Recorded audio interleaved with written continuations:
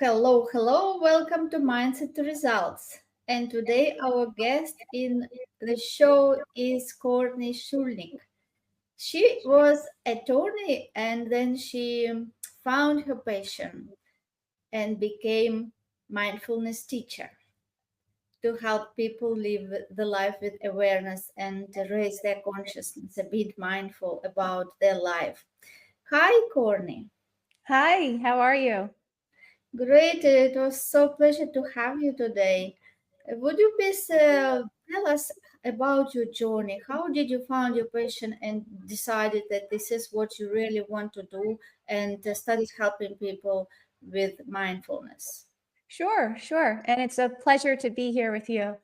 In the work that I was doing as a litigator, I experienced a lot of stress and anxiety, constantly worrying about meeting deadlines and whether or not I was going to make a mistake. And I worked really long hours. And in addition to my professional role, I am a mother. At the time, I had two young children. Now I have three young boys.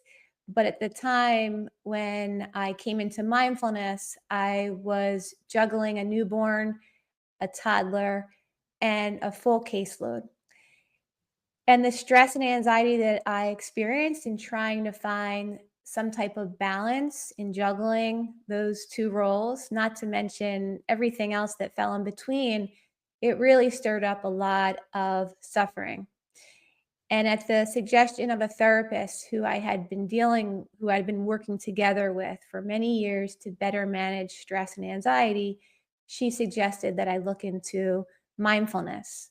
So it really was my own experience with stress and anxiety that became my path to mindfulness.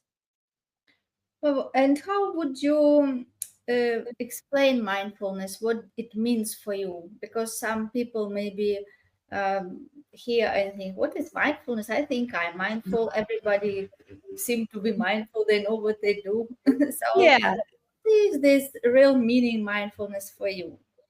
yeah, sure. So mindfulness, put quite simply, is awareness. It's awareness in the present moment, and it's innate to each of us. It's something that we're born with. But in the busyness of the world and the fast pace of life, we often are checked out. We're not aware in the present. We may be wondering or worrying rather about the future, or maybe we're giving ourselves a hard time for something from the past, or actually judging, like giving ourselves a hard time for the present moment. So, with mindfulness, with a regular practice of formal mindfulness meditation, we can notice just how often our attention is caught up or pulled away. And with that awareness, with the ability to see that, we can redirect attention with kindness, with care into the present moment. So, it's really, in a sense, it's choosing to show up for our lives, choosing to show up for the moments of our lives that otherwise just slip on by. Mhm. And how mindfulness helped in your situation? What changed when you Sure. started So, practice? yeah, I enrolled in what's known as the mindfulness-based stress reduction program. It's an 8-week program that was created by John Kabat-Zinn, and I'm from the Philadelphia region, Philadelphia, Pennsylvania. Here in Philadelphia, it's offered at the Center for Mindfulness at Jefferson. So I enrolled in the 8-week program, and quickly into the program, just a couple or a few weeks in, mindfulness helped me to recognize just how hard I was on myself, just how much extra suffering I was creating in my life with the things that I was telling myself, the negative self talk. And with the tools that I learned, I was able to create new, healthy, more wholesome habits that really served me in ways that the negative self talk did not. So I was able to change my relationship with the stressors in my life, both the professional and the personal. And I learned how to be kinder to myself. Yeah, this is so important because some people they don't get the balance between being ambitious and driven entrepreneurs with those big goals and being kind to themselves and acknowledging their wins and what they already did well. Yeah. Yes, and sometimes people just fell into that pattern of being so strict and so be um, criticizing. Yeah. Is something that you experience as well. Yeah. It's a certain rigidity, a certain,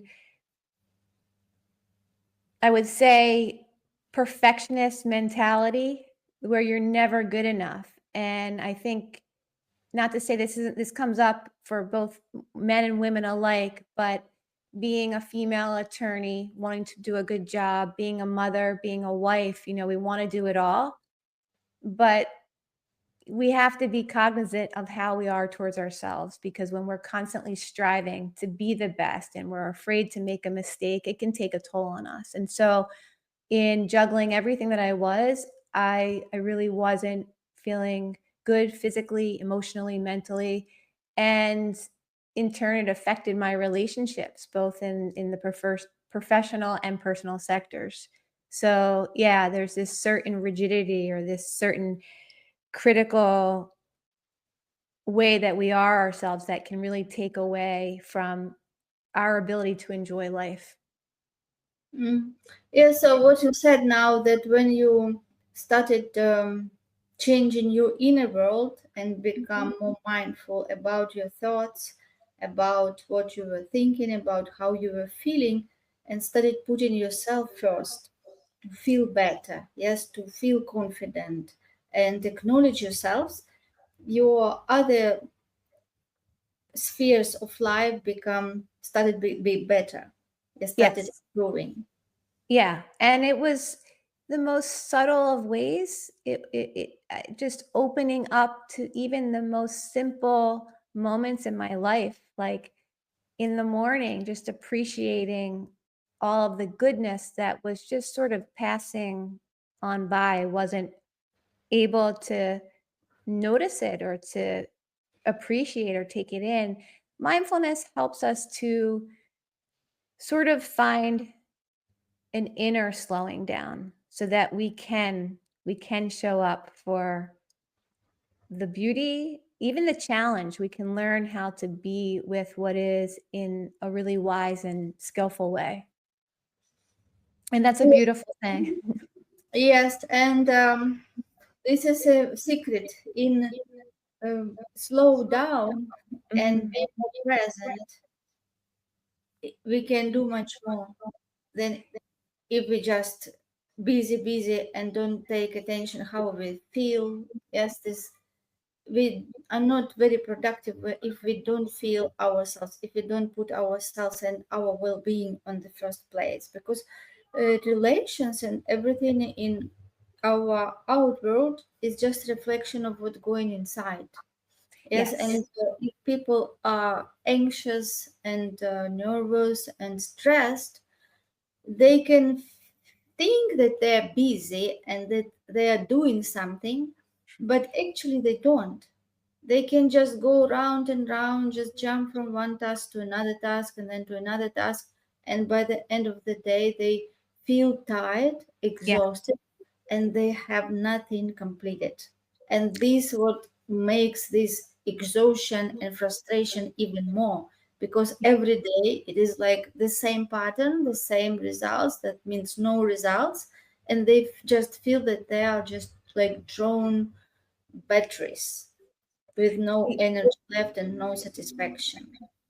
Yeah, I think you hit the nail on the head with this one, because in so many professions, even if you're not a professional, even if you're in your personal life, you're constantly on the go. You're constantly doing because you think you're being productive. We fall into what's known as this autopilot mode. And over time, when we don't give ourselves moments to step back, to rest, we're prone to reactivity. And when we're reactive, we can make choices that in hindsight we think, oh my gosh, what did I do? Or why did I do that? Or I should have done this. And it becomes a vicious cycle to the point where we can become exhausted. And then over time, that exhaustion can lead to burnout. So mindfulness helps us to recognize our tendency to constantly be doing. We can notice when we're feeling agitated or reactive. And with that clear vision, with being able to see clearly, we can choose to rest and then to find ways to more skillfully respond in the moment. Yeah, so it helps us not just be in that habitual autopilot pattern with less understanding actually what is going on and where all this time going on, because people say I'm busy, but at the end of the day he doesn't even know what was busy. Yes. Yeah. Yeah. And mindfulness help to understand like every moment of time, what do you do from morning to evening, how what you do during the day in certain hours, and then you can analyze what is your really actions which produce results which you want, or where you're just switching from task to task with no productivity. Yeah. And speaking, I really like how you're putting emphasis on the busyness because we are really busy. I think the pace of life and the volume with which we're expected to get things done is beyond anything I've ever known or experienced. But it's important to pay attention to where are we where are we putting our energy? What are we focusing our attention on? And is that wholesome? Like, does that feel good? Is it nurturing? And getting back to your point, when we're in habitual patterns, like when we're just sort of following the same routine like hamsters on a wheel, right? We may be thinking we're productive or we're doing so much when really, if we were to see clearly where it is we're spending our time or even our thoughts, like ruminating over things again and again, we may notice that there's there's space to find more wholesome ways to be with ourselves, with others, with experience and situations that come up in our life. But when we don't stop the doing and we're not willing to look at some of our habitual patterns, we just perpetuate them. So I like that you're giving a voice to this busyness, this habitual reactivity and just how busy we may think we are, but maybe it's not the most skillful way to spend our time. Yes, and we know that there is 80-20 rule, that 20% of our activities create 80% results. Mm. To understand what are those 20%, we have to be mindful. Yeah. Yeah. Otherwise, we will just can find ourselves doing 80% that produce 20 results, and that's why we can think that we are busy. But Yeah. mindfulness helps to put yourself first, and this is how you become mindful, right? When you put yourself first, and then you start observing, and then you give yourself time, you slow down, and this is how you start getting ideas. When your mind is calm, this is how you give the space to those new ideas and the creativity which doesn't exist in busy schedule. True. And to highlight something that you're saying about caring for ourselves, I see what comes up a lot is people feel selfish. People feel guilty when they're putting their own well-being first because we take care of so many different people or even our animals, pets, and there's so much value in taking the time, even if it means at the end of a busy day, sitting on the edge of the bed and noticing how you are, like feeling into the body, letting yourself be without having to change how or who you are. But in practicing self care, and letting go of that selfish label or feeling, we can recharge ourselves. So it's really a way to not only deepen, strengthen our own well being, but in doing so, when we're in a good place physically, mentally, emotionally, then when it's time to care for all those who we care for, or if it's time to tend to our jobs or to our personal obligations, that we can do so from a more centered, balanced place. So it's really, I think, there's a misconception that it's just about putting ourselves first, but by taking care of ourselves in turn, we can better care for those around us. Yes, and this principle even written in the Bible, that the law is to love others as you love yourself, right? So Mhm. you have to love yourself first in order to love others. Otherwise, if you don't love yourself, you will not be able even to love other people. That's the theme this week. I'm focusing on self compassion. And it's amazing that we, as human beings in this part of the world, we can be gentle, compassionate, kind, loving to strangers, to loved ones, to friends, to pets. We have a really hard time extending those attitudes, the kindness, the compassion, the caring towards ourselves.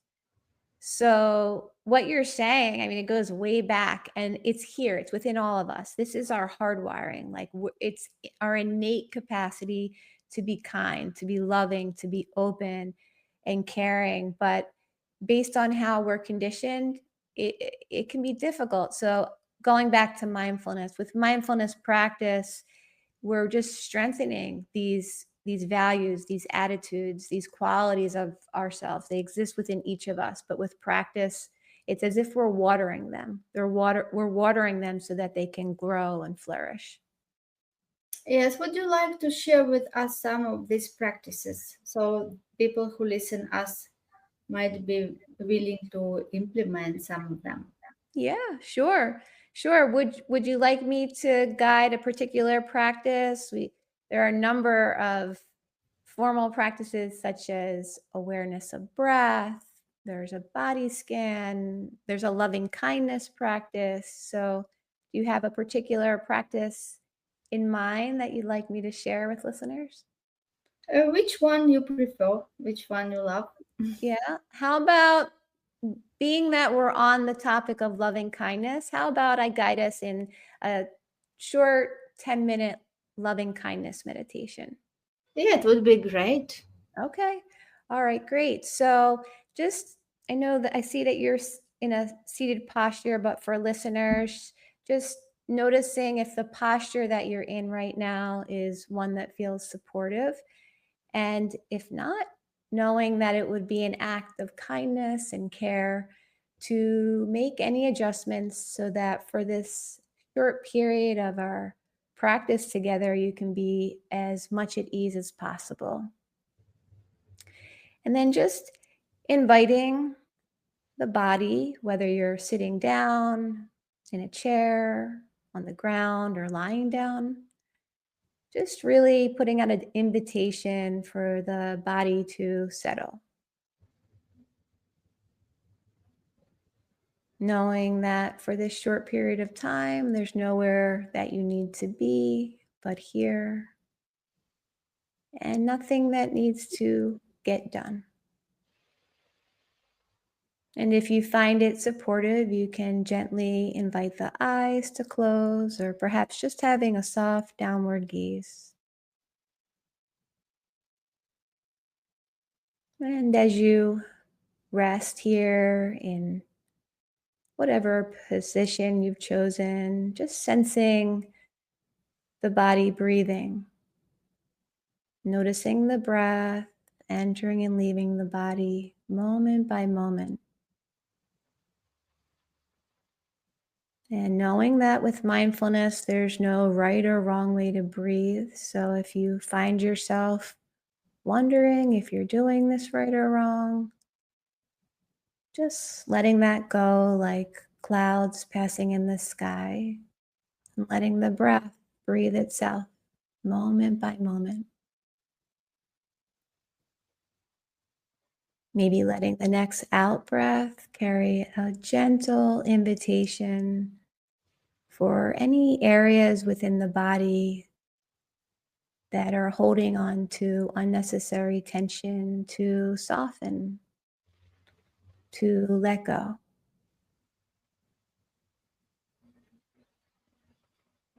And then, if you care to, taking the palms of the hands and just placing them in the center of the chest, this region that we often refer to as the heart center or the heart space.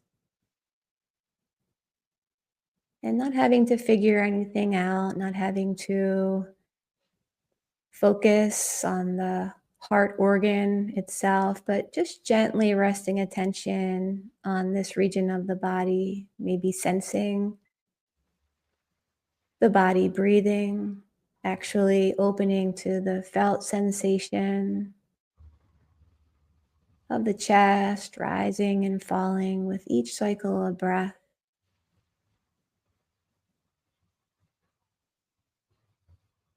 Maybe just resting attention on the sensation of the skin, of the palms of the hands against the region of the chest. And remembering that this practice isn't about forcing or insisting that we feel any particular way, but rather allowing yourself to be exactly how and what you are in this moment, which in and of itself is the most radical act of kindness. And to support your intention to wish yourself well, to send loving kindness to yourself. If you care to, you can quietly or silently repeat these phrases that I'll share with you. May I be peaceful and happy. May I be safe and protected. May I be as healthy and as strong as I can be. May I live with ease and with kindness. And just noticing how you are in this moment. Noticing what quality or qualities are arising. Knowing that you may not be feeling loving kindness towards yourself in this moment. And remembering that with this practice, we're just setting an intention to be our own good friend and to wish others well.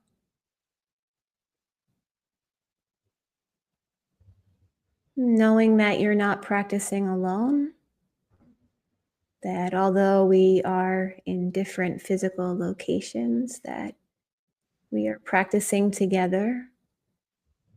So if you care to, sending these well wishes outward to each other.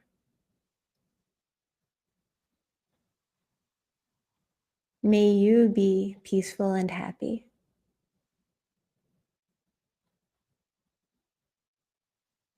May you be safe and protected. May you be as healthy and as strong as you can be. May you live with ease and with kindness. And just allowing attention to gently rest on the sensation of the breath entering and leaving the body moment by moment. And if you've noticed that attention has gotten pulled away, that's a wonderful opportunity to be kind. to be gentle with yourself and just to reconnect with the sensation of the breath coming and going.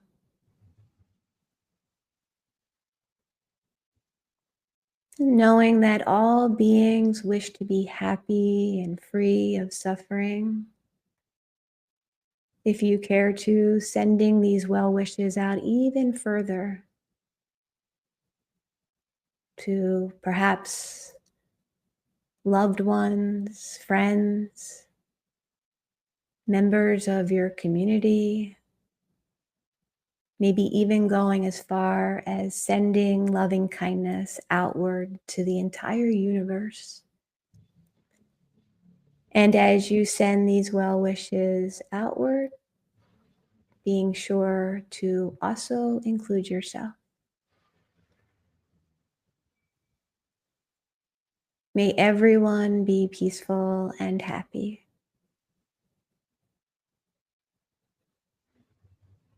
May everyone be safe and protected.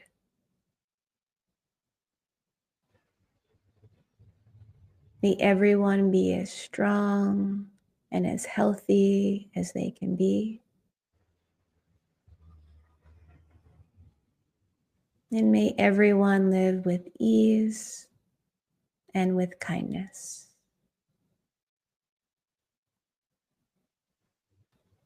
And for this last minute of our practice, just allowing attention to rest on the felt sensation of the breath, letting the breath breathe itself.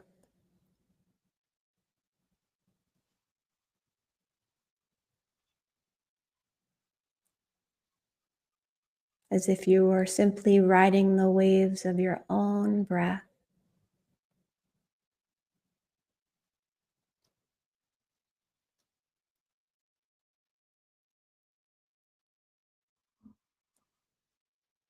And may our practice together be of benefit to you, and may our coming together in this way touch the lives of all those around you. May the benefits ripple out far and wide. May there be peace in our hearts, peace in our lives, peace in our world. And opening to receive the sound of the bell.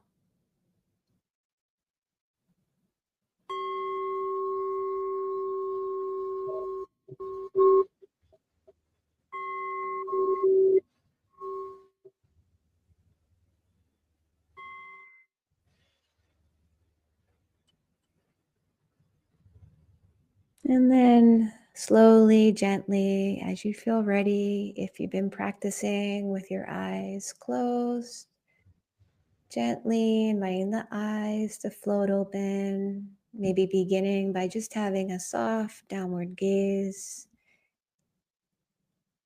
taking in the colors and lights and shapes, and perhaps expanding your awareness, taking in your whole visual field, and just noticing how you are.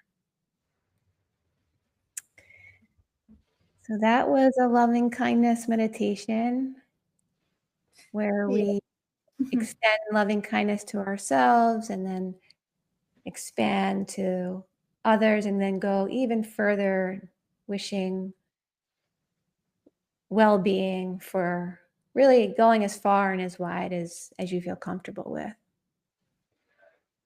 Thank you so much, Courtney. It was amazing. I was feeling like I was falling asleep. So Yeah. very peaceful and calming. Thank you so much. Yes, You're and welcome. this meditation, why I liked it, because it was not only about me, it was about other people. And that is so important that we not only focused on ourselves, but see ourselves as a part of all this world society and part of the universe, and understanding that there is only one mind, like the Mm. sun. You sit in different countries. Now Mm. you are in US, I'm here in UK in Brighton. After this episode, we will go to the sea and get some sun bath. So it will be the same sun. It will be the same sun, and although we can be in different places, Mhm. and the same is the mind. So when we see ourselves as a part of this universe and part of all um, people, community, it is important to not only to wish good for ourselves, but wish good for mankind and observe the thoughts and feelings which we project to the universe, which we project to our inside, Mhm. to our world. Because if we are not well, if we are stressed, overwhelmed, anxious, it is so easy to be irritated or angry. Yes, Yeah. even small things can make people angry, and there is no reason even why. And if people send that negative energy, what energy they will get back?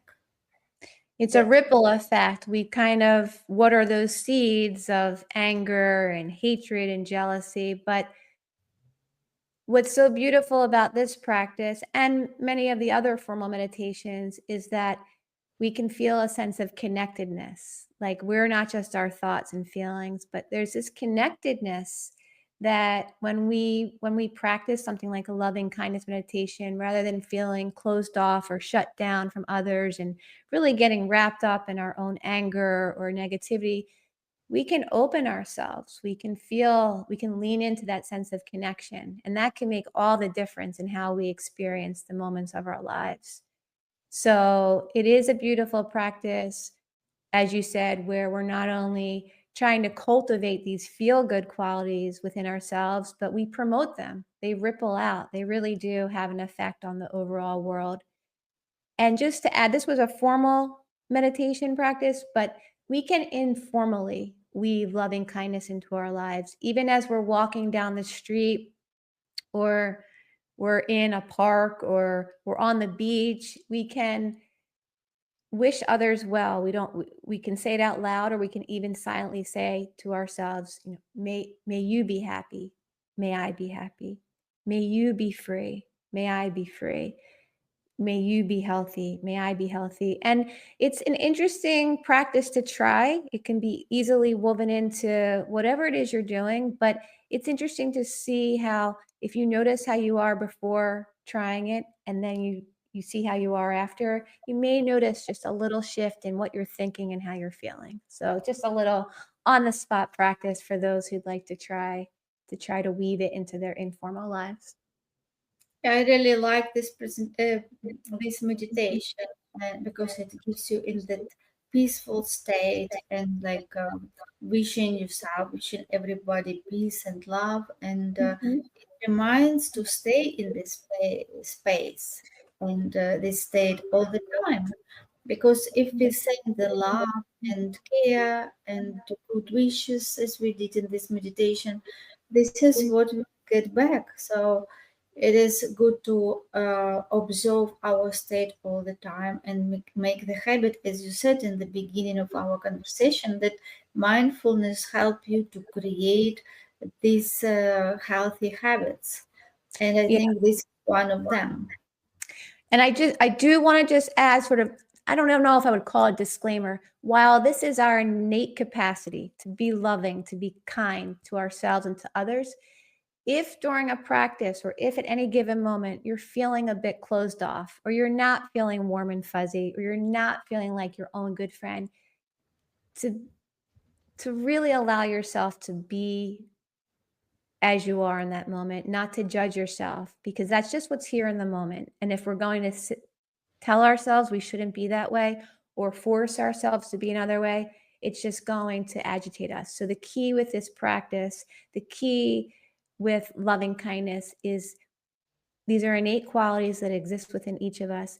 And with this practice, we're just intentionally, we're wishing ourselves and others well, not forcing ourselves to be any particular way. So I just wanted to put that out there in closing. Yeah, and before we finish our conversation, I would also like to answer this question: if the Mhm. meditation is a waste of time, because Mm. some people, they're busy and they think that they are doing important thing. And what is meditation? Why just to spend and waste time for that?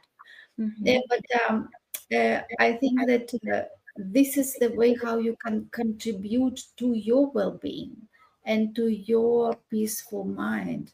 And this Yeah. is how you can spend that precious time with yourself. Because we can busy, we can care about many people in our family or other things beyond family, and we because we like doing so much for outside, we forget to put time for ourselves. So Yes. it is when we meditate and we put time for ourselves, we show to ourselves that I am matter, how I feel matters.